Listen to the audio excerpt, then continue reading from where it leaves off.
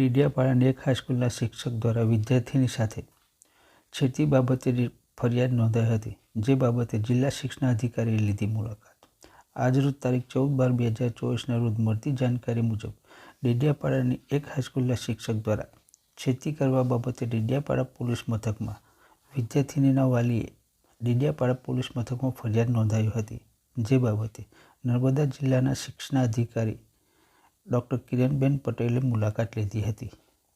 મુલાકાત દરમિયાન શું વાટાઘાટ થઈ, જે બાબતે જિલ્લા શિક્ષણાધિકારીએ શું કહ્યું, સાંભળો આ વિડીયોમાં.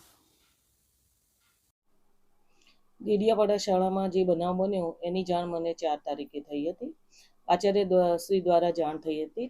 તરત જ મેં આચાર્ય પાસેથી હકીકતલક્ષી અહેવાલ માંગ્યો હતો.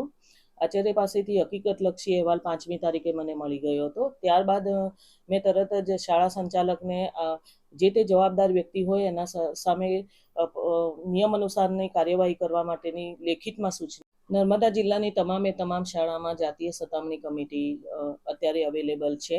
આ શાળાની અંદર બી 7મા મહિનાની 10મી તારીખે 10/7/2024ના રોજ આ કમિટીની રચના થયેલી છે.